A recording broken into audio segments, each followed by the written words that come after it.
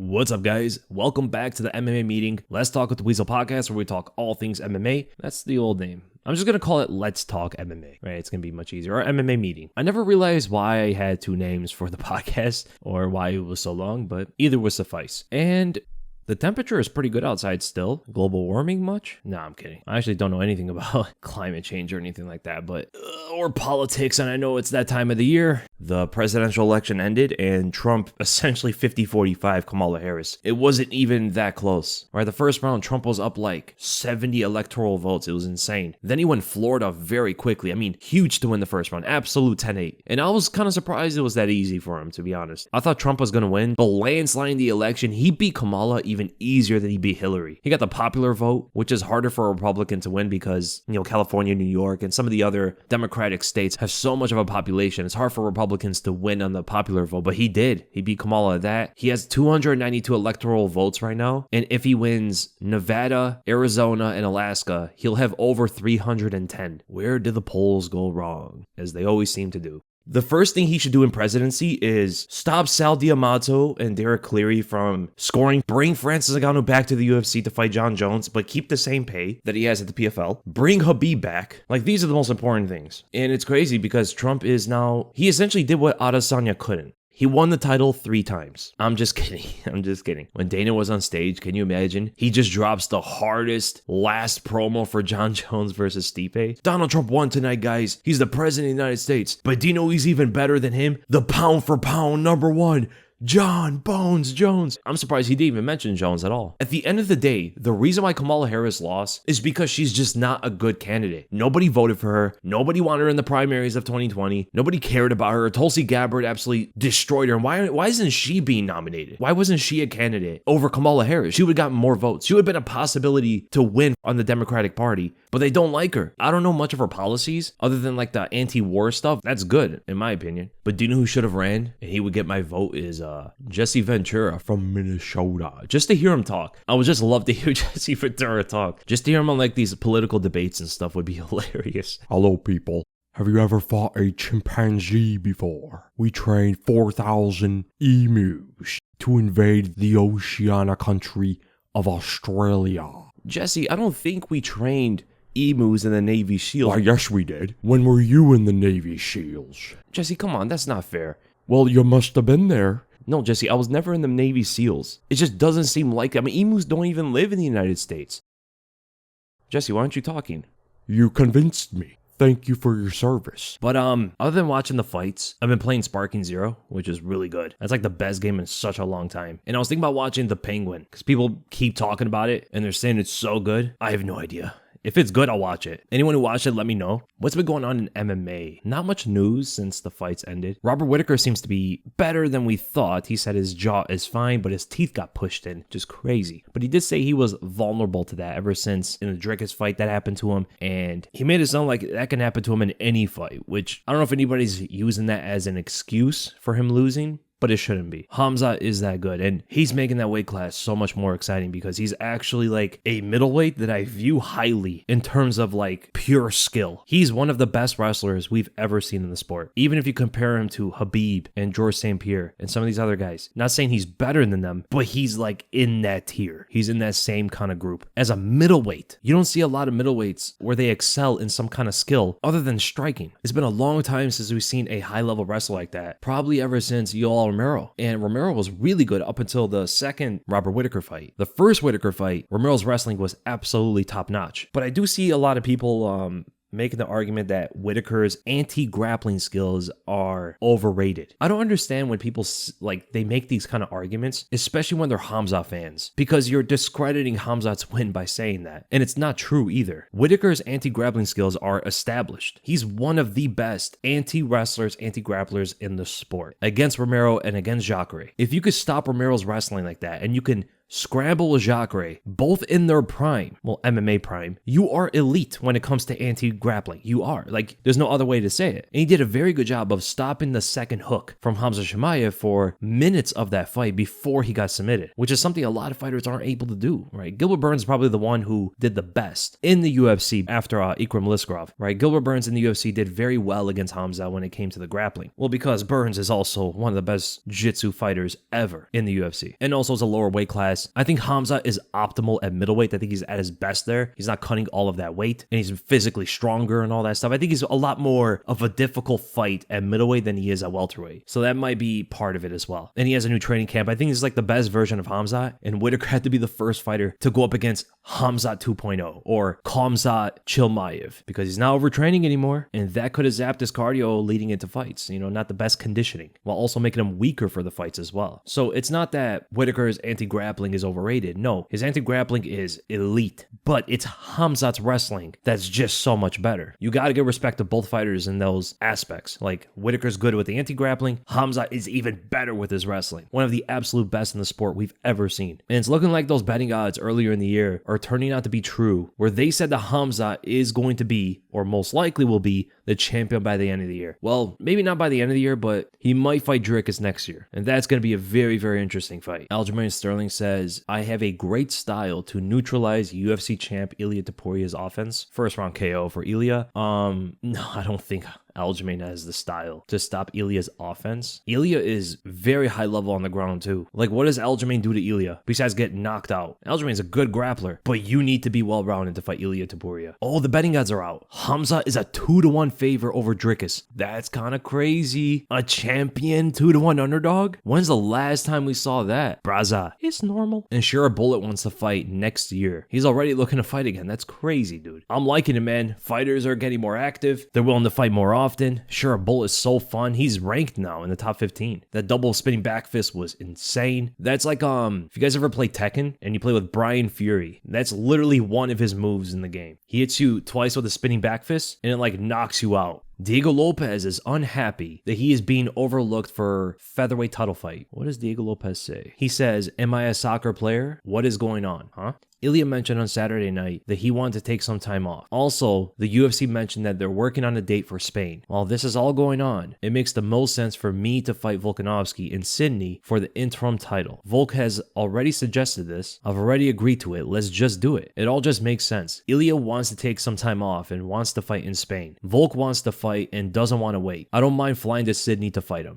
Ilia just fought last week. Like, I understand champions should be fighting more often, but the guy just fought. You already want an interim title on the line? And Ilia said he wants some time off, but I'm not imagining like a year. The Sydney card is in February. Does Ilia fight in February, which is like 2.5 months? Or no, 3.5 months. I don't think he's going to fight on February 9th. And Diego Lopes is not getting the next title shot. I don't know why he's talking about interim title. Volk is fighting Ilia next, and the fact that Ilia wants to take more time off means that Volk has more room to recover from the knockouts, right? It's better for him, but he's also getting older at the same time, so it's kind of like a double-edged sword in that way. And in the meantime, Diego Lopes can fight maybe Arnold Allen, Mavsar, or Aljamain. Like, it depends who are the winners. They could fight Diego Lopes next for a #1 contender fight. That's the way to go, not interim title. And I'm kind of sick of the interim titles, not gonna lie. They used to mean something. Like, they actually made sense back when, like, Nick Diaz fought Carlos Condit and Dustin fought Max. Like, those fights actually were interim title fights, you know? Diego Lopes getting an interim title fight? Nah, that's crazy. He should be fighting Mavsar, Aljamain, or Allen. What? Robelis Despaigne, Matis Nicolau, Daniel Pineda. Oh, dude, all these guys got cut from the UFC. Robelis just had a few fights and he's already out. I'm not gonna lie, that video I made aged very, very poorly. But he's got so many like crazy attributes. He's so talented. He's like athletic and everything. Traditional martial arts base, which isn't great. You need some kind of like other martial art to fill in the gaps, which are a lot of gaps a lot of times. So like, for example, like a Taekwondo guy who also knows Muay Thai fills in a lot of gaps, you know, it makes it a very dangerous kind of striker. Yeah, I made a video and I titled it, which I shouldn't have titled it that, the next Francis Ngannou, or Francis Ngannou replaced, 6'7", Robelis Despaigne. I didn't act actually, like, if you watch the video, I talked about it at the end of it. I didn't actually think Robelis Despaigne was the next Francis Ngannou. I literally said that he's going to get some good knockouts and, might not get that far unless we know what his wrestling looks like. I think I said in a comment that he could potentially be a top 5 guy if they just mashed him up against strikers only and no one that tries to wrestle with him. And he got wrestled by Austin Lane, who's also a very athletic guy too. He was a football player. But I never would have thought Robelis Despaigne would get wrestled to a decision by someone like Austin Lane. That is like one of my videos that aged the worst. But I do have a lot of videos that aged very well, especially my breakdowns. Not predictions. My predictions are back and forth. I think I don't know what Scarlet King has it at. Scarlet King keeps like track of people's predictions and stuff. I think I'm number 3 across all platforms, and I think I'm number 2 on YouTube. Didn't do that well in 308. I think I went like, I think I had more wrong than right on that card. That was like one of the worst cards for predictions of the entire year. But the thing is, the 2 UFC cards before that, I almost got every fight correct. I went like 17 out of 20. So you win some, you lose some. And predictions is always unpredictable, predicting MMA fights. But Robelis Despaigne is definitely not the next Francis Ngannou. I'm pretty sure the UFC wanted him to be. I think that's why they signed him too. They're like, yo, this guy's knocking people out in like 4 seconds. Enormous heavyweight, athletic, taekwondo, Olympic background. Like, get this guy in here. We need someone that can knock all these blobs out. He was supposed to be the blob slayer. He beat one of them, Josh Parisian. How good is Josh Parisian? But then he lost to the second blob, right? He beat the level 10 blob. He lost to the level 20 blob, Acosta Cortez. And then he fought Austin Lane, who's not a blob, and wrestled to a decision. That's crazy. That's sad, honestly, for the heavyweight division. Like, he's a guy that, when you just look at him, when you look at the attributes and everything, you think this guy could do something because the heavyweight's not great. Once you get outside, like, the top 5, it is lacking of talent. So when you see a guy like him, you get excited, and he loses to those blobs. It's like, come on. There's an update on Rafael Dos Anjos' ACL. He said his ACL is gone. Wow, dude. That might be the end of RDA's career because he's like 40 years old. An ACL, complete tear. That's what it sounds like. At 40 years old, that's it for RDA most likely. He might get like one fight on the way back and then retire after that. For a legend like him to retire from an injury, I don't think he's going to do that. I don't think he's going to allow himself to just retire without fighting. ACL tear, over 40 years old. He might be 42, 43 by the time he comes back and fights. But if that's it for his career, if he doesn't fight anymore, I mean, who's had a harder path of competition than RDA? This guy fought Kamaru Usman, Leon Edwards, Colby Covington, Khabib, Tony Ferguson, Robbie Lawler, Eddie Alvarez, Anthony Pettis, Benson Henderson, Mateusz Gamrot, Rafael Vaziev, Jeff Neal, Renato Moicano, Donald Cerrone twice, Gleison Tebow, Jeremy Stevens even, like Kevin Lee and Paul Felder and a bunch of guys. There's no one that's had a harder path of competition than Rafael Dos Anjos, the lightweight champion, one of the greatest lightweights of all time in my opinion, and he was winning that Eddie Alvarez fight. If you go back and watch it, he was winning that first round until he got caught. It's the same right hook that Eddie kept throwing the entire fight. It wasn't just once. He threw it like 7 times before he landed it on RDA, and RDA was blocking it every single time, but it came right in front of his hand for the last one, rocked him, and then eventually finished with on the feet and then on the ground. I think that was one of those fights, honestly, where the better fighter lost. I think if RDA and Eddie Alvarez fought 10 times, I think RDA would have won more times out of 10. And I always want to see him fight Conor McGregor. And everyone's got hot takes of the sport, right? An unpopular opinion. And I don't think I've ever talked about my hottest take. I talked a little bit about Josh Emmett and Yuri Prohaska and why the lighter fighters are better than the heavier fighters, which seems to be a little bit of a hot take. But my hottest take of the sport,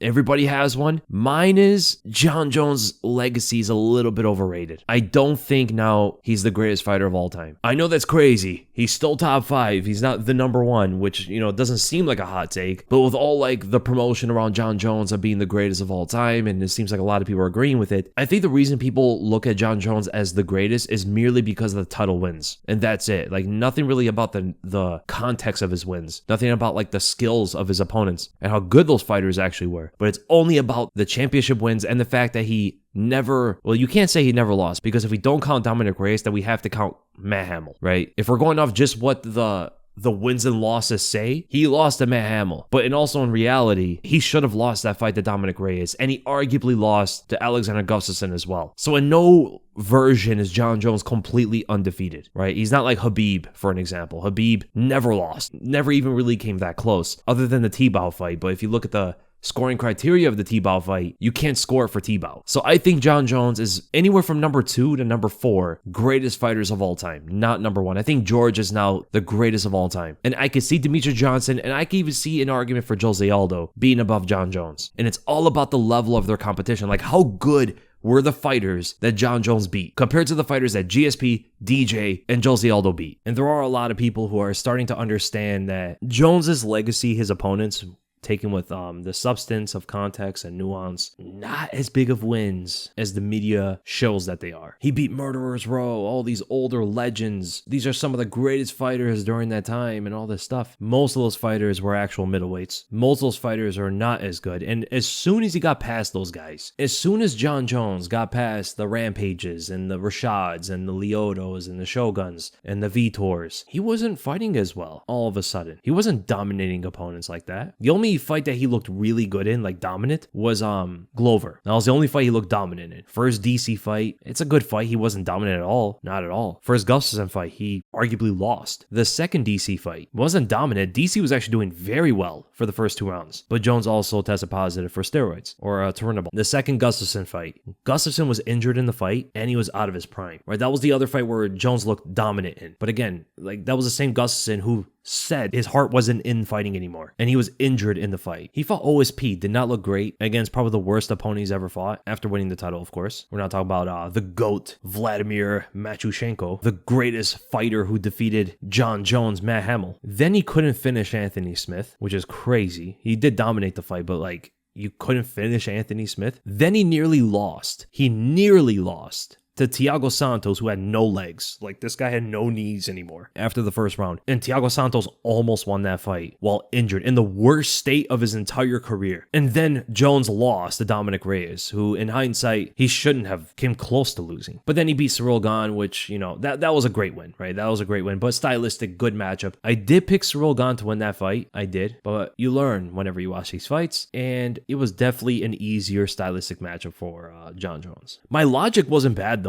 I don't think my logic was too bad, thinking how Ciryl Gane could have won that based on Dominic Reyes was able to get up from the bottom and stop takedowns. Ciryl Gane, the bigger fighter, also athletic, moves around, all that stuff. I thought back then that he could have been able to do the same thing. If Dominic Reyes could do it, so could Ciryl Gane. Dominic Reyes is a much better wrestler than Ciryl Gane, it turns out. So, and probably maybe a better striker. Who knows? He did very well against Jon Jones. But that's also what Jon Jones at heavyweight, who's probably so much stronger. So that's like the take about Jon Jones. A lot of his legacy is built around beating that older generation, but that older generation weren't as good as beating DC and Gustafsson and some of these other guys, like flat-footed, most of them. Besides Lyoto. All of them were flat-footed. All of them just walk in straight lines. Most of them were way more one-dimensional. Like, the way that they strike is way more obvious in a uniform kind of style. Shogun was like the most different, him and Lyoto. They would do different things, but like Rashad was very uniform with the way that he struck. Rampage, definitely. And also Vitor. Vitor would throw different strikes out there, but that was before head-kicking TRT Vitor at middleweight, that the guy that who knocked out Michael Bisping and Luke Rockhold. That was before that guy. So he wasn't really kicking as much. Mostly a boxer who sat back looking for the counterpunch and looking for an opportunity to blitz the opponent. It was a very uniform kind of style that he had when he fought Jon Jones. But dangerous armbar, that came out of nowhere, right? That armbar was crazy.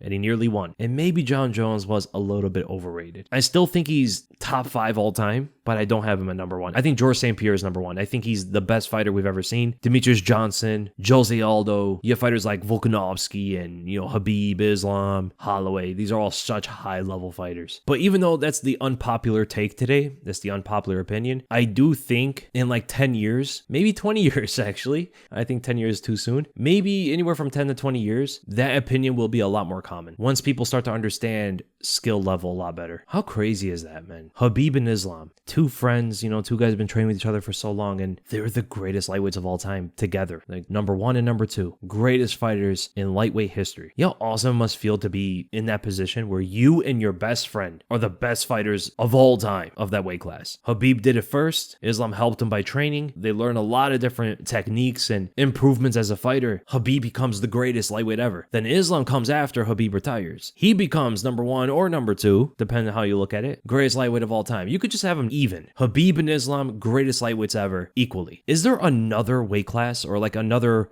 duo of fighters that were as great as Khabib and Islam? I think the next you could say is probably DC and Kane. You could technically say Khabib and DC or something like that, but they did train with each other, but they weren't main training partners. Islam and Khabib were main training partners. Like they grew up together, trained together all the time. Kind of similar with DC and Kane. DC and Kane were training with each other ever since like the beginning of DC's MMA career. Always sparring with each other. They grew as fighters with each other. So that's what I mean by duo. Like the others would be maybe the Diaz brothers, which is actually crazier, you know. I might make a whole video about that. Khabib and Islam, the greatest duo in UFC history. There was also Frankie and Eddie Alvarez, right? Frankie Edgar, Eddie Alvarez were a great duo as well. Jose Aldo, Renan Barão. A lot of people forget they were training partners. And at one point, they were number 1 and number 2 in the pound for pound rankings. Then you also had Conor and Artem Lobov, greatest duo ever. Every like sparring video of them too, it seemed like Conor was just beating him up the whole time. But Conor did say that Artem did very well in the sparring with him, so Conor was just using him as a punching bag. It seemed like Conor's sparring partners always were like that. Like he's just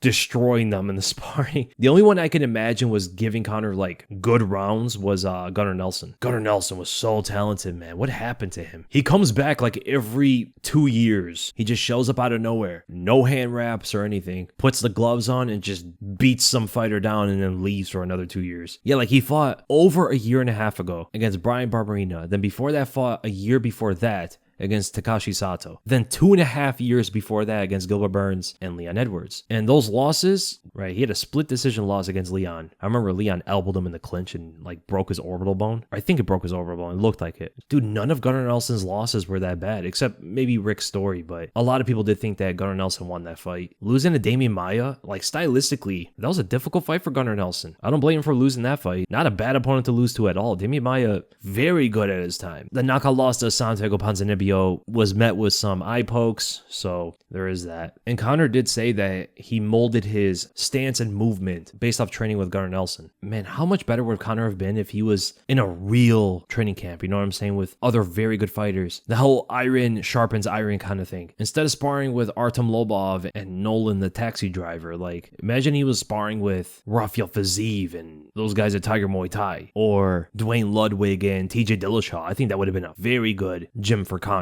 Or with Dominic Cruz. Like Conor's all about movement and footwork and all that stuff, and those are the two gyms that would have been excellent for him. But instead, he's beating up Artem Lobov every day and recruiting for his next sparring partner at the pub, and his sparring was very one-sided, it seemed like. But Conor had so much talent, especially when you look at John Kavanagh and all the other fighters in that gym. Conor shined, man. You tend to wonder, was it Conor that was that good, or was it the gym, right? Was it John Kavanagh? Seems like a lot of fans believe John Kavanagh struck gold with Conor, and he could have been good no matter what gym he trained at. But the better the gym would have been, or at least the better mold for his style, the better he would have been as a fighter as well. They used to say that about Firas Zahabi sometimes, but Firas Zahabi had more than just one good fighter. Well, firstly, he had the greatest fighter of all time training in his gym, and he had Rory McDonald, who fought very similar to GSP, and he was one of the best welterweights when he was in his prime. He also trained Kenny Florian, who was a multiple-time title challenger, had some good wins. For John Kavanagh, it was just Conor. Like Gunnar Nelson was training at another gym too. Artem Lobov, he's not as good as like Rory or Kenny Florian were. Who else? Like Aisling Daly wasn't a bad fighter at all, but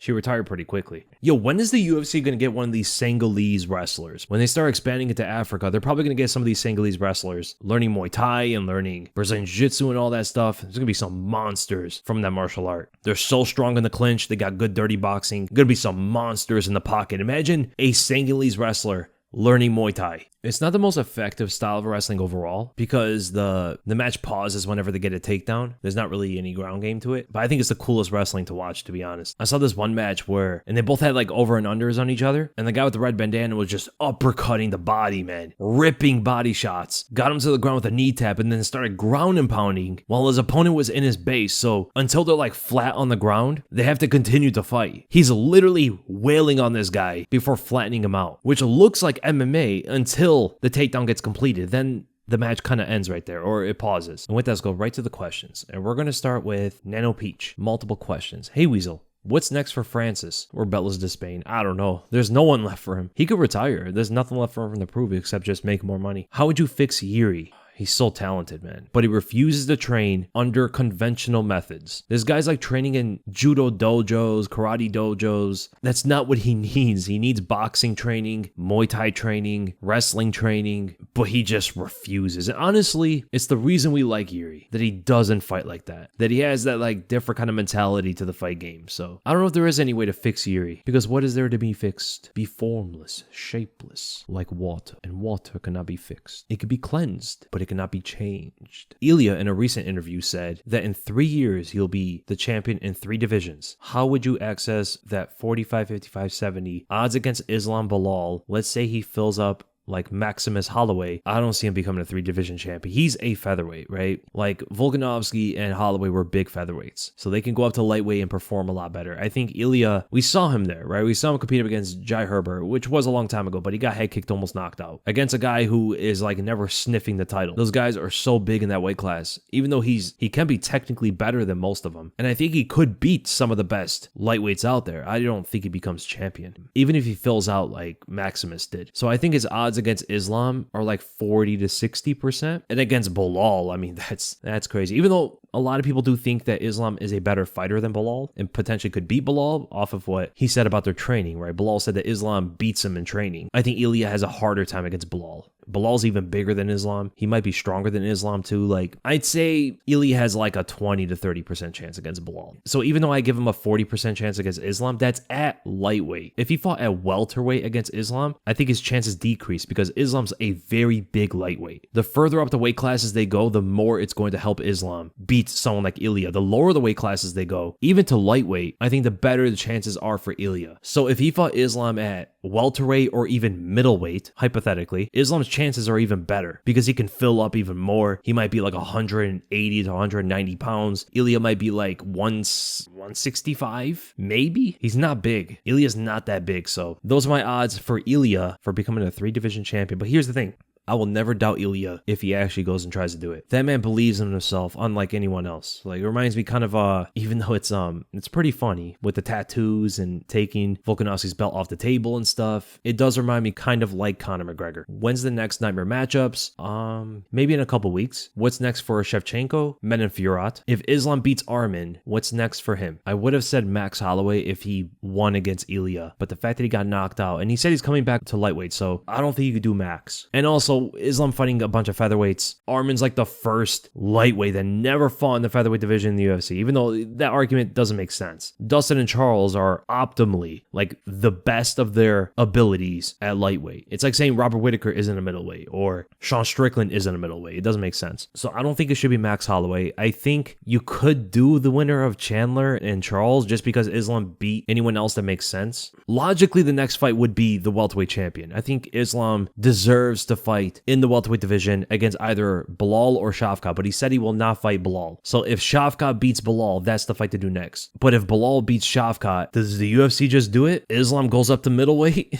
Like, do they do it? Because he said he would fight the middleweight champion, and Bilal says Islam would beat Dricus. You know, he's the number 1 pound-for-pound fighter in the world. He's the lightweight champion. No one's able to fight him. He beat any logical contender next. Like, do you just give him that opportunity to go up to middleweight and fight the champion, whether it's Khamzat or Dricus or Strickland, depending on who the UFC mashes together for the middleweight title fight? I'll say, just do it. Islam go up to middleweight, but that's only if Bilal beats Shavkat. Do I think he wins the middleweight title? No. I think those guys are way too big. If you are Volk's coach, what would you do for the rematch with Ilia or take the Lopes fight in February? Volk has to be perfect for 25 minutes to beat Ilia. I think his chin will be even worse in the rematch, and regardless, it wasn't durable enough to take one big clean shot from Ilia. I think leg kicks will be one of the biggest things for him, especially the lead leg kick, and not moving out in the same direction, because against Ilia, he was constantly moving out on the same side, that left angle. He's been successful with it for the most part, but he has to keep himself away from the fence as much as possible. So I think leg kicks and clinching with knees and elbows, disengaging to get back to the center of the cage is the best way for Volk to fight this fight. Not rely a lot on his punching, but rather more his footwork,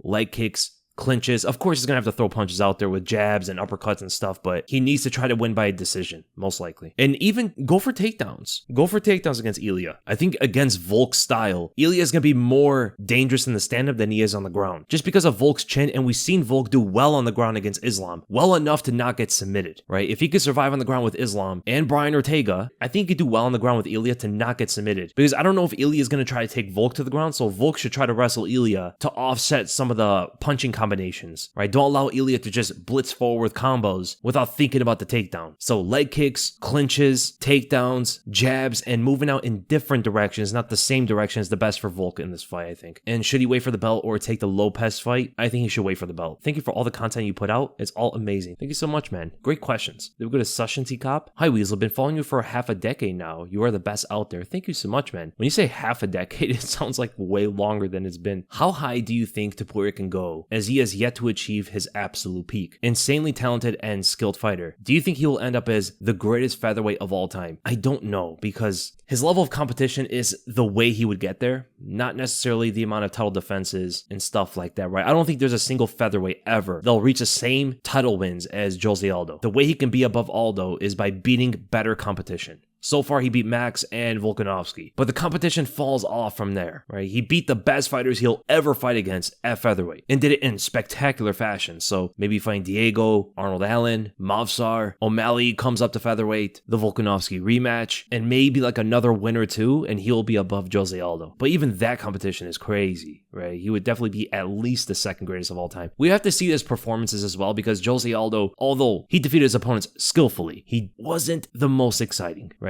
He didn't finish all of those fights. And most of his wins were decisions in the UFC. So if Topuria is knocking all these guys out or submitting them, then he probably wouldn't need all of those wins to be above Jose Aldo, right? Performances matter as well. So I do think he has the talent to be the greatest featherweight of all time. Second question, top 3 boxers in the UFC right now who are levels above everyone. Ilia. Ilia's the best boxer I think we've ever seen in the UFC. There's also Dustin and Conor, maybe. I think those are the 3 best boxers in UFC history. Alex Pereira is very good as well. Alexander Volkanovski, Max Holloway. These are all very, very good boxers. Keep up the good work. Thank you so much, man, and excellent questions. Then go to Troy Hartung. Something that hasn't been brought up too much in the MMA community is the weird incident that happened on Dana White's Contender Series about a month ago with Quimel Atoni, the first guy to beat Alex Pereira in MMA via rear naked choke. Atoni had an anxiety attack just before he was about to walk into the octagon. Yeah, that was crazy. He's mentioned before that beating Pereira felt like a curse to him now, because this is his quote. The past 2 years were full of criticism. A lot of bad things came with it. It was good, of course, but it's given me the chance at the Dana White's Contender Series, but has brought a ton of bad weight along with it, unquote. Interesting. His anxiety attacks have happened before too, when he was supposed to fight in the PFL a few years ago, and he couldn't even get out of the hotel that he was staying in for his PFL debut. I believe you've mentioned before that you used to study in psychology, so what do you think Atoni should do to help him overcome these issues he's going through and potentially get another chance to fight in the UFC in the future? Do you think Alex Pereira should personally reach out to him and offer Atoni to train alongside him as a way to support his mentality? Because it definitely seems that his mental issues are related to having that win over Alex. I feel like Alex would be the type of guy that would want to help Atoni, considering how he's already shown support to his former rivals, like he did with Artem Vatikov when Artem fought on the Dana White Contender Series, and then Alex vouched for him to Dana White. Huge amount of respect for Alex for doing that. It's such a shame to me, because I love the sport. This guy has a welterweight / lightweight fighter that has been able to beat one of the greatest light heavyweights ever in the history of MMA. Very good question, man. And also, it was Alex's MMA debut, but it was also Atoni's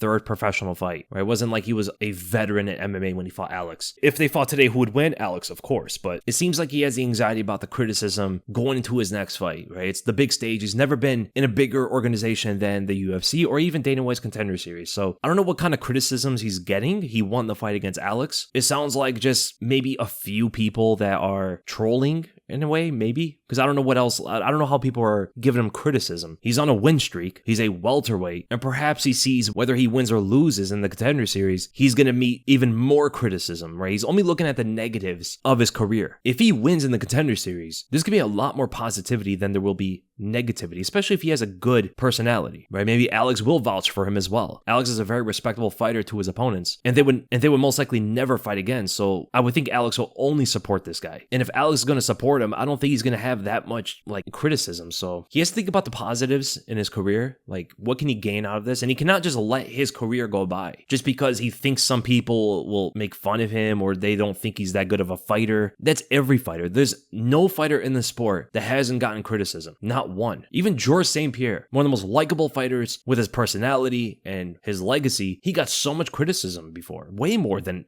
I think a Tony has. Even someone like Alex is getting a lot of criticism. Getting criticized by not only fans, but even other fighters is a thing in the sport. Every fighter has supporters, fans, and critics, whether they're positive or negative. It's not even just MMA, it's every single sport ever. There's no athlete on the grand stage that doesn't get criticism by the fans. So I think he probably believes that there's some fighters out there that doesn't have any kind of criticism when that's not true, right? Either he can welcome or he can just ignore all of the noise in the sport and just go through his career. Focus on what he has to do. Focus on providing for his family. Focus on the most important things in his life. Forget about what some people might say about his career or say about him beating Alex or say about him losing to various different opponents. I don't know if he has the anxiety that he might lose on the grand stage and that might hit him hard, right? He has so many expectations on him. The guy that beat Alex Pereira loses in the Contender Series or loses in the UFC. And it's not like the guy hasn't lost before. He's lost before the UFC. It can't get like any more criticized than that. Now you're in the UFC. You have the opportunity to become a fighter in the top organization in the world. Do not let that go by. You have to go for it, man. You have to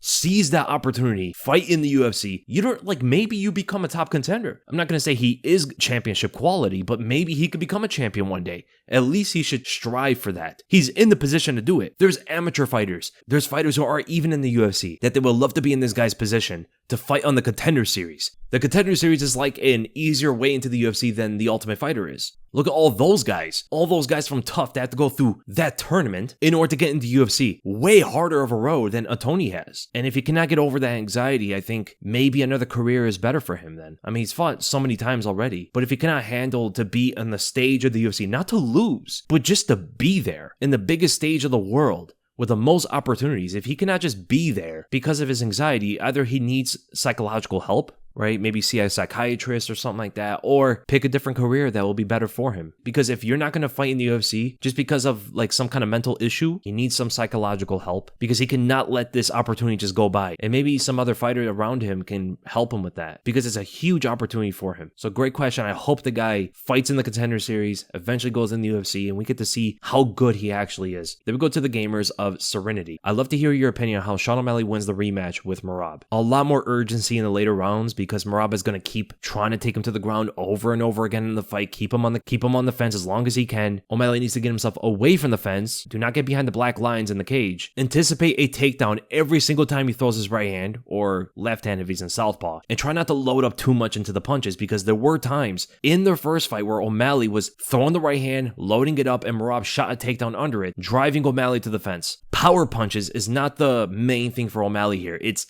the ability to just hit Merab. So draw back a bit of that power and try to just land those shots on Merab with little telegraph. So fast shots, not as much weight behind them. They're with Nick Beatty, top 5 fighters, most beloved by fans and other fighters in history. And on the flip side, top 5 most hated fighters ever. So the most beloved fighters of all time. I would say Stephen Wonderboy Thompson's one of them. Maybe Chuck Liddell is another fighter. Maybe Mark Coleman now. And Cain Velasquez is another one. Fedor is another one as well. And the top 5 most hated fighters ever. Tito Ortiz, Josh Koscheck. I don't know about Chael Sonnen anymore, but when he was fighting Anderson Silva, so many people hated Chael. There was nothing like him back then, right? There was no one playing that kind of character in a championship fight the way Chael did. John Fitch maybe, because he was one of the most boring fighters to ever fight in the UFC. And maybe Bilal Muhammad. Bilal Muhammad might be the most hated champion after Tito Ortiz. Tito Ortiz, when he was the light heavyweight champion, everybody hated him. I don't even think he had a fan, but that was on purpose. You know, he wanted to be the villain of the UFC, which he was.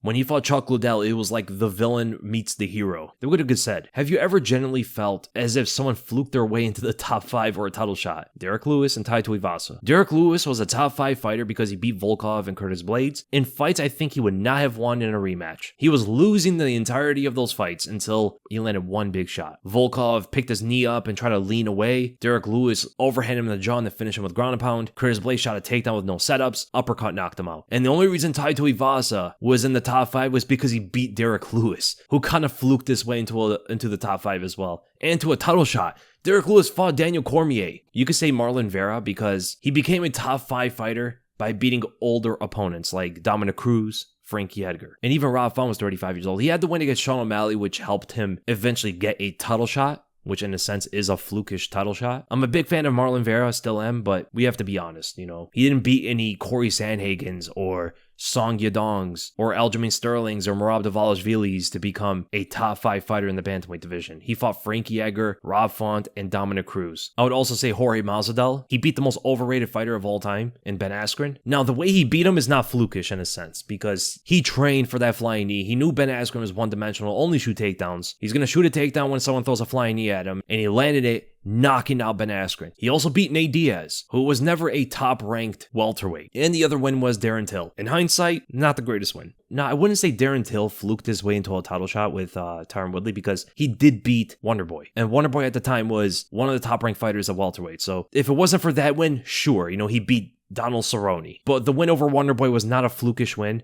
Unless you count the knee stomps, blowing out Wonderboy's knee. But that was a technique that he used in order to injure Wonderboy, or at least cause some kind of damage to the knee. So I don't think Darren Till fluked his way into a title shot. I think he was given the title shot too soon in his career. And he never was able to fight lesser competition because of how quickly they made him fight Tyron Woodley. If they gave him more time to build himself as a fighter, I think Darren Till might still be around today in the UFC fighting top contenders. But because he beat Cowboy, they threw him into the gauntlet. And a lot of us wanted to see him fight Tyron Woodley and some of these other guys because we thought he was going to be a champion. But in hindsight, it does look like the title shot was way too soon. Beating Cowboy alone and some of the other fighters before, like Bojan Velikovic, like those aren't enough for him to fight Tyron Woodley. He was 3-0-1 before he fought Cowboy. Then he beat Wonderboy. Then he fought Tyron Woodley. Yeah, you have someone like Max Holloway, who had to get 10 wins in a row before he fought Jose Aldo. And that's not even including the losses before that and some of the wins before that. That's just his win streak. So I wouldn't say Darren Till was a fluke. Sean O'Malley getting a title shot off of one ranked win. Legitimate one ranked win.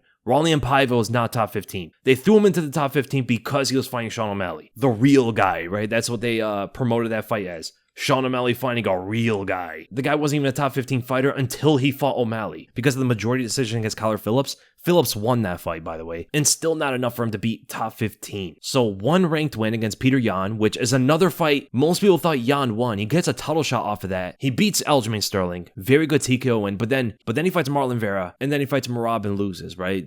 He never had like a solid contender win before he fought Aljamain. He never had that. He had a no contest with Munoz in a fight that was very competitive, and he arguably lost to Yan. So in that way, yeah, he fluked his way into a title shot, but he didn't become champion off a fluke. That was a good win against Aljamain Sterling. To get there though, yeah, it was kind of a flukish way to a title shot, and into the top 5 as well. Does it seem like O'Malley was an industry plant? Easy and padded beginnings of the UFC, fought 2 ranked fighters, 1 no contest, 1 robbery win, gifted 1 title defense, and they try to push him as like the next big thing in MMA. Sean O'Malley may have been the most forced superstar in UFC history. Look at Ilia now, right? Ilia Topuria might become bigger. He might even be already a bigger star than Sean O'Malley, and it was all natural. He fought his way to it. He built himself up as a star, and now look at him. The organic superstars always do better. You know what? This might be a hot take. Jamal Hill. Who did Jamal Hill beat to be in the top 5? Thiago Santos never the same after those knee injuries in the Jones fight. He was never the same fighter after. And that was a Thiago Santos who was 1-4 going into that Jamal Hill fight. Who are the other guys Jamal Hill beat? Johnny Walker? Jimmy Crute? OSP? He lost to Paul Craig? And he fought the oldest version of Glover Teixeira. Glover was 44 years old when he fought Jamal Hill. I think Jamal Hill also had like an easy path to the title and also an easier champion to beat. If that was Glover like in his late 30s, that's a whole different story. He beat 44-year-old Glover. Glover's like a good litmus test in how good the light heavyweights were before. Once Jon Jones, Alexander Gustafsson, Daniel Cormier, and Rumble all left, Glover became champion. There was like nothing stopping him from becoming champ. Even at an older age. That just shows how good those light heavyweights were before. That once they all left, Glover became champ. Even in his 40s. That's how much better he was than everybody else. Besides Corey Anderson. Corey Anderson did beat him, but Corey Anderson fought a very good game plan. He had a very good stylistic approach to beat Glover. A good wrestler who wasn't going to get taken to the ground that easily. Landed uppercuts he learned from the Gustafsson and the Rumble fights, but I do think Jamal Hill had more of like a easy path to a title and then an easier opponent as the champion to win against. He fought one of the oldest champions in UFC history to become the champion. Then he got flatlined by Alex in the first round. He fought an actual good fighter in his prime and lost in the first round. The most flukish title shot ever was Joe Soto when he fought TJ Dillashaw. His UFC debut was fighting TJ Dillashaw for the belt because he was a short notice replacement. You can't get a more flukish title shot than that. And there's also kind of Asakura. He's making his UFC. If you make your UFC debut in a title shot, that's a fluke way to get a title shot. Unless you're from Pride or from Strikeforce or something like that. Other organizations that were rivaling the UFC with talent. There's no other organization rivaling the UFC with talent. Generally, there are some fighters, right? There's definitely some fighters that are very good. But generally, there is no organization on the level of the UFC. Even one isn't. The PFL isn't either, except with Francis.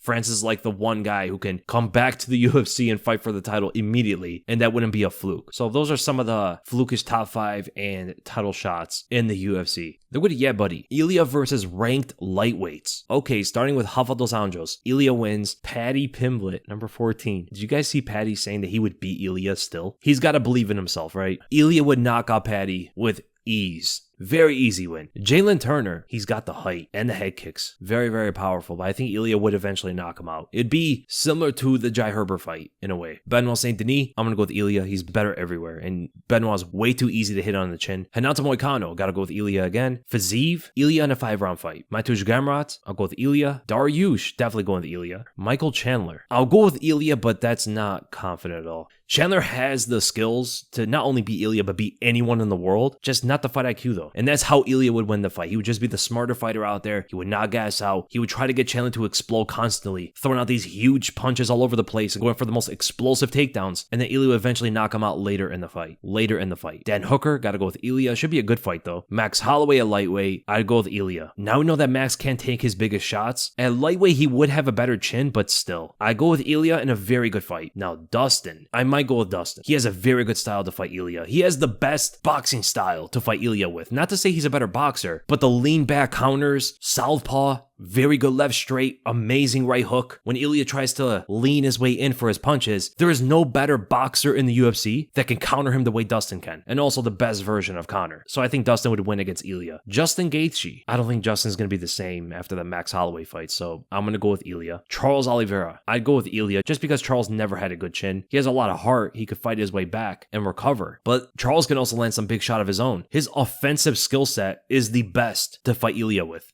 Like the most effective. It's just his defense isn't there. And I think Ilia is the faster fighter too. So that's the biggest thing why Ilia would win the fight. He would get to Charles' chin faster than Charles can get to his. Arman Tsarukyan, that's a 50-50 fight, I think. I think Arman can wrestle his way to a decision, but he has nothing in the stand-up for Ilia, and I don't think he could submit him either. So Arman could wrestle to a decision, but also Ilia can damage him enough to win the rounds. I say it's a 50-50 fight. And then Islam, I think, beats Ilia. He's too good defensively in the stand-up. He has a good jab. His boxing is actually getting better. You saw that in the Dustin fight. And he's got the high kicks in the opposite stance too, right? Ilia's orthodox, Islam is southpaw. That left high kick is going to be money all fight, especially from a taller opponent like Islam, right? Islam is 5'10". When Volkanovski is throwing high kicks, he's 5'6". They're easier to see. Great question, man. They'll go to Wall. Rob and Max losing back-to-back in the ways they did got me thinking. What are your top 5 saddest moments in UFC/MMA history? So mine are going to be a little bit different than some of the newer fans of the sport. When you become a fan of the sport, like the earlier parts are your most exciting emotionally, right? You have the most emotions for every single fighter. You have your favorite fighters. You want to see them win all the time. You have the fighters you dislike the most in the beginning. When you watch over time, you don't have the same kind of emotion for the fighters as you did when you first started watching. With that said, Tony Ferguson is probably the saddest moment in UFC history, even though that was not that long ago. I think his decline is definitely the saddest. I mean, he went from one of the best pound-for-pound fighters. I think he was ranked somewhere in the pound-for-pound. He was number 1 or number 2, best lightweights in the world. He was an interim champion. He got disrespected so much throughout his rise. He did the organization a favor by fighting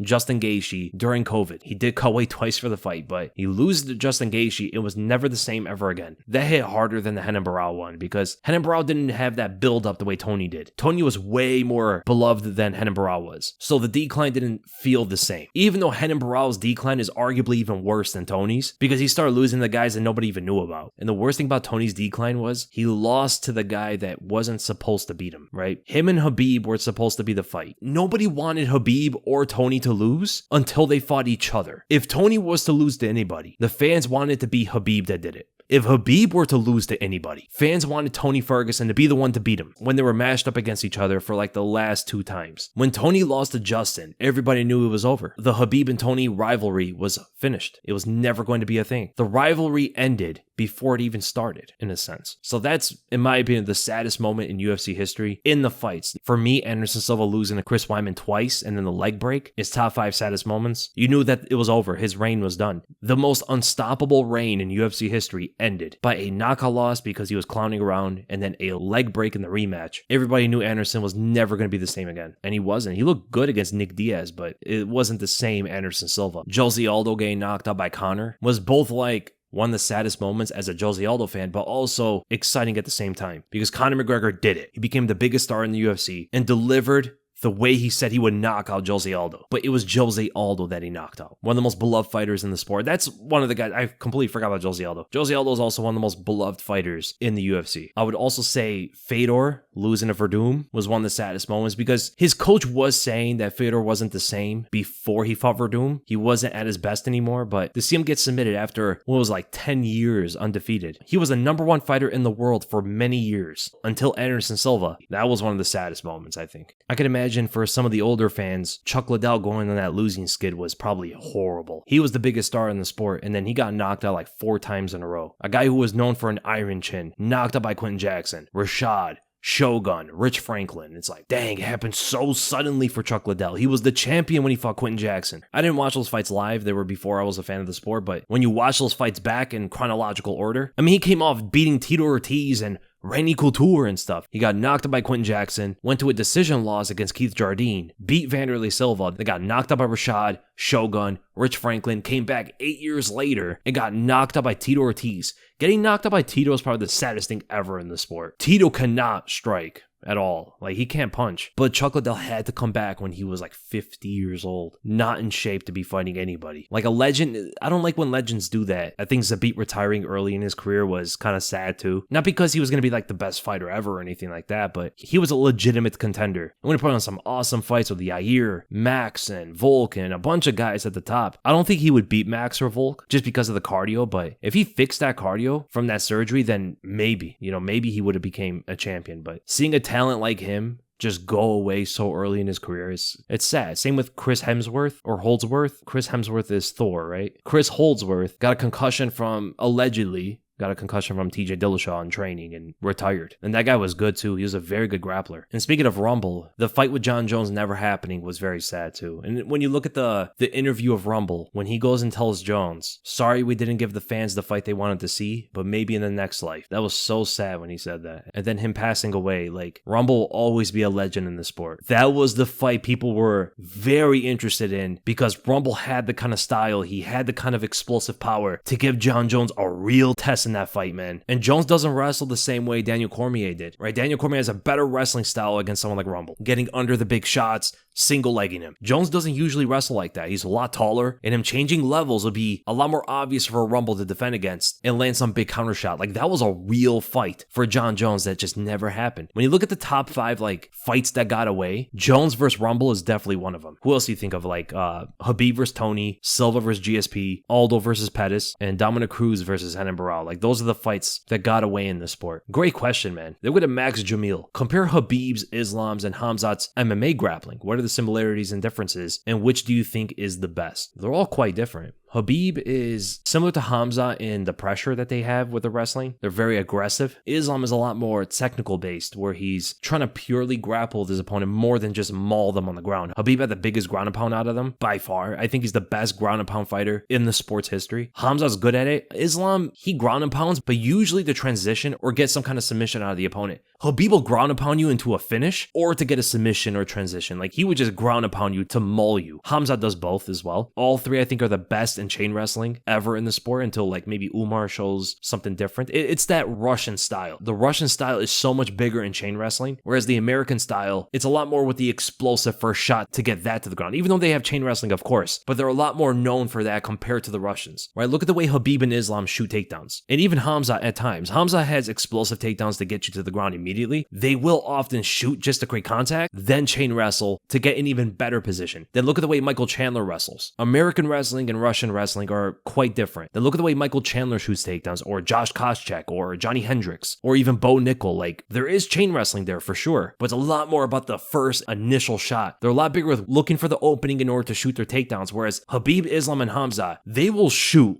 regardless sometimes. They don't need the opening sometimes. They'll just shoot and get you to the ground off of their chain wrestling ability. So those are some of the similarities and differences between Khabib's, Islam's, and Khamzat's MMA grappling. I think Khabib and Khamzat are more similar. Islam is even more different than both of them. He's a lot more patient with his grappling. He doesn't have as much of a mauling style. Then you see those kind of takedowns like against Dustin in the 5th round. You see some crazy stuff like that out of Islam, whereas Khabib and Khamzat, they don't waste their time with takedowns like that. Look at Alien Mendez. What is more frustrating as a fan? Number one, seeing someone play with their food and refuse to finish someone while also fighting down to the competition. Oh yeah, that is kind of frustrating. Number two, a fighter accepting their fate and not even trying to win. That's probably even more frustrating. And then number three, a fighter who is a loose cannon, who has all the skills to win the fight, but can't get out of their own way. Michael Chandler, LOL. Thanks, Weasel. Love the channel. Thank you so much, man. I would probably say two, a fighter accepting their fate and not even trying to win the fight is probably the most frustrating for a fan. A fighter giving up when they can still fight, like the fight's not over, but they just give up. Having heart and the will to keep fighting is like one of the pillars of being a fighter. If you don't have that, you will lose in this sport. You guys remember the Ryan Bader and Rumble fight? Bader looked like he was terrified as soon as the fight started. He shot like a half-effort takedown from a mile away. Rumble easily defends it, and he just grabbed onto the Kimura with dear life, even while he was full mounted. Like, he was just holding onto that arm. He did not want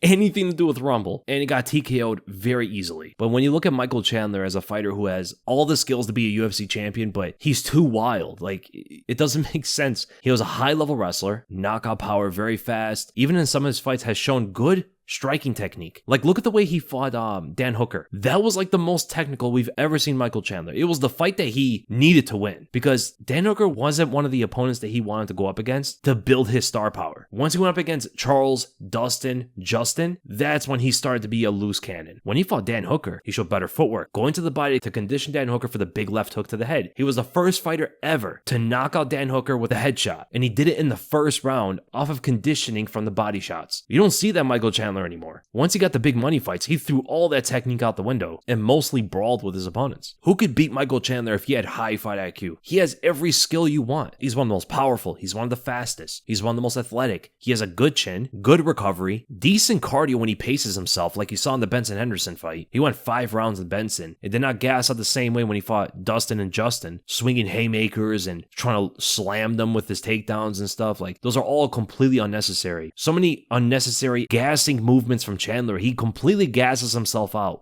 when he fights. He is a high-level wrestler. He's a good striker when he wants to be. But yeah, I would say that number two, a fighter just giving up in the fight, is probably the most frustrating for a fan to watch. And then with Emerald Archer, if two Jon Jones walk into a room, who comes out? Neither of them. They'll be in that room forever. And then Dana walks in later. Hey, guys. He closes the door and locks it. What's better than one Jon Jones? Two Jon Jones. The number one and number two pound-for-pound fighters of all time. Look at Tim Nash say. What's worse for a fighter? Coaches who lie to you saying you're up 2 rounds when you're actually down 2 rounds, while giving Joshua Fabia levels of advice, or fighters who completely disregard what their coaches are saying to them? Probably the first one, because if they influenced the fighter for losing, and it wasn't the fighter themselves that made themselves lose the fight off of just low fight IQ, that's much more frustrating. Because like, if that coach just wasn't there, that fighter would not have lost, kind of thing. If he just switched that coach out for someone else, just even someone in the audience, Just some random fan in the crowd would be better, you know? But then a fighter who completely disregards what their coaches are saying, at least he's going to fight. That is probably worse for a fighter, honestly. I would say maybe fundamentally, a fighter not willing to listen to his coaches is probably worse, actually. Because it's not just one coach, it's any of their coaches. They would never get better as a fighter. But if there's one coach who's really bad, he could just be switched out for another coach that's better. Rose Namajunas, bring back Trevor Whitman. What are you doing? Then with the ditto. Fantasy matchups for Ilia Topuria versus Jose Aldo. I would go with Ilia. Versus Chad Mendes, I would go with Ilia. Versus Zabit, I would go with Ilia. Islam, I would go with Islam. Versus Justin Gaethje, I would go with Ilia. Versus Fiziev, I would go with Ilia. And versus Conor, in his prime, I'm guessing. I think that's an amazing fight, honestly. But Ilia's always better every single time he fights. Maybe a few fights ago, I would say maybe Conor. But after that Max Holloway fight, I would have to go with Ilia. JG, Ilia and Max both point at the middle of the octagon floor. Who walks away? Jon Bones Jones. No one walks away from anything other than the pound for pound greatest fighter of all time. Going up against the best Stipe Miocic we've ever seen. He's been training for 3 years, non-stop for Jon Jones. Don't miss out on UFC 309. No, I'm kidding. Just go through a whole promo for Jon Jones versus Stipe. Who would walk away if Ilia and Max both point at the middle of the octagon floor? Ilia walks away, Max Holloway would get knocked out. And it's actually good that Max didn't do that in the beginning of the fight. I don't think there's any fighter at featherweight and maybe even lightweight that can beat Ilia in an exchange like that, because it's not just about power and speed, which he has above most fighters, but his technical boxing in the pocket. He's the best pocket boxer in UFC history by far. There's no one close to him. I've never seen a UFC fighter fight that well in close range like that. Even though Max is the point to the ground guy, Ilia would probably be the best at that. Then with the Yoel Castro, what decision do you think would have changed MMA more if it had gone the other direction? Jones versus Reyes for Reyes. They would have had an immediate rematch, and if Reyes won the rematch, Jones would go up to heavyweight, and Reyes would win until maybe he fights Jan or Glover or any of those other contenders, while Jones would fight Francis Ngannou. And he probably wouldn't have as much leverage in the negotiations to, get more money to fight Francis, so the fight actually would have happened most likely. Francis versus Jones for the heavyweight title. One of the biggest fights in UFC history. And that's another fight that got away that I forgot about. Francis versus Jones is one of the biggest fights that never happened in the UFC. The other fight, DJ versus Cejudo 2 for DJ, if he would have won. I don't know if they would have traded him for Ben Askren if he beat Cejudo, because I don't think they would have gotten rid of the flyweight champion. I think they waited until DJ lost in order to trade him away. So maybe DJ would have still been around in the UFC, Ben Askren would have came later, Jorge Masvidal would not have gotten that big knockout, Kamaru Usman probably wouldn't have gotten that big knockout against Jorge and would have fought someone else. Maybe he would have fought Leon earlier, or even Nate Diaz, and then get that big knockout. Cejudo would have fought other contenders or go up to the bantamweight division, and he would never have became a double champ. If he can't beat DJ to become a champion in one division, he probably would not have become a champion in 2 divisions. And I don't know if DJ would try to go up to bantamweight, but maybe TJ would have fought DJ, right? TJ was going to be the next opponent. Fighting DJ in the flyweight division, I think DJ would have won, and probably would have fought Figueiredo after Figueiredo finished Benavidez, and I don't know how that fight would have went. Demetrious Johnson versus Davison Figueiredo would have been such an interesting matchup. I think Figueiredo would have won, but that probably would have changed the UFC more than anything else. Ironically, the flyweight division, because Ben Askren would not have been in the UFC at the time that he was, which means the welterweight division would have changed. The bantamweight division would have changed. The flyweight division would have changed. That's 3 different weight classes that would have been just different. That's crazy. If DJ got the win, and a lot of people thought that DJ should have won that fight, if one of the judges just scored it the other way, 3 of the UFC weight classes would have changed. And then Cruz versus Dillashaw if Dillashaw won. So the next fight would have been Dillashaw versus Garbrandt. I don't think much would have changed in that weight class, to be honest, because Cody Garbrandt would have fought for the title regardless. And after Cody beat Dominic Cruz, he fought TJ Dillashaw after. So it's like the same kind of timeline. Cruz is already out of his prime at that time, so the division would not have changed that much. And yes, Cruz was not at his best when he fought Dillashaw. The last time we saw prime Dominic Cruz was either when he fought Demetrious Johnson or when he fought Takeya Mizugaki. It was one of those two. The injuries took away too many years of his prime. By the time he fought Dillashaw, he wasn't the same fighter anymore. He was still very, very good. And even when he fought Cody, he was still very good, but he was not at his best. Watch the Dominic Cruz to fight Uriah Faber the second time, then watch him fight TJ and Cody. Not a big difference. He's still very high level, but not at his absolute best. And how can you be with all of those injuries, man? I mean, he fought TJ Dillashaw shooting cortisone into his feet, and he had to wrap them for the fight. Dominic Cruz in his prime was just so different. He was so insanely skilled. Then we go to Left Lane MMA. Which YouTuber would you want to fight on a potential potential MMA YouTuber fight card. The opponent doesn't matter. It's how much they would be willing to pay me. I don't care. Any of the opponents. It could be any other MMA YouTuber. I don't mind. All it depends is how much money they'd be willing to put up. That's all. You know what? No. It'd be Lucas. I would fight Lucas Tracy. Bro retired and then came back. He did a Henry Cejudo, so I would fight Lucas Tracy. No, I'm kidding. I would never fight Lucas. He's the one I would not fight. He's got those big meaty hooks. I mean, would they ever do an MMA YouTuber fight card? It all just depends on the fight purse. Another question by Left Lane MMA. Give your prediction for every potential champ fight right now and how confident you would be in that pick. So, Jon Jones versus Alex. I'll go with Jones. Tom Aspinall versus Alex. I would also go with Aspinall. Alex versus Dricus. I'll go with Dricus as plot armor. Dricus versus Bilal. I would go with Dricus. Bilal versus Islam. I would go with Islam. Islam versus Ilia. I would go with Islam. Ilia versus Merab. I would go with Ilia. Merab versus Pantoja. I would go with Merab. Then Juliana versus Valentina. We saw that fight before. I don't think it changes that much. Valentina would win. Valentina can become a 2-division champion right now. That's crazy. Valentina versus Wei Li. I would go with Valentina. Then we go to Renato, the financial advisor. What makes Moicano so special? Is it the personality, the looks, the fighting, the aura, the glory, how handsome he is? Okay. Everything, the full package. Renato Moicano is on another level. I thought he was going to beat Benoit Saint Denis. The way he did it was impressive. Absolutely destroyed him on the ground. I thought he had an edge on the grappling, but to that level is absolutely insane. Moicano is a legitimate threat to some of those guys in the lightweight division. And when you look at the top fighters, Justin Gaethje's an interesting fight there. I think Moicano has a hard time taking the fight to the ground, but if he gets the fight to the ground, that fight is over. He just needs Justin Gaethje to slip on a banana peel and that fight's done. Or slip while throwing a kick. He could do what Khabib did, put a lot of pressure moving forward, get Justin Gaethje to throw a kick, grab the kick, get his back, take him to the ground, the fight's over. Much easier said than done, but the Money Moicano aura is very strong right now. And then last question, we go to who's house football? Zhang Weili versus the top 15 men's flyweights pound for pound. Zhang Weili will lose to all of them. Valentina Shevchenko versus none of the female fighters beat any of the top 15. They're very good for their weight classes against their competition, but as soon as you bring them to fight the men, it's just a whole different game. I don't know if any of them can even beat a UFC fighter. I don't even know if Kayla Harrison can beat any flyweight male fighter in the UFC. Maybe some like amateur fighters, maybe a lower level professional fighters, but I don't think there's any flyweight in the UFC losing to Kayla Harrison, even though she's got a lot of weight on them. The strength difference is just different. I mean, that's the end of the episode, guys. I hope you guys enjoyed it, and I'll see you guys in the next video.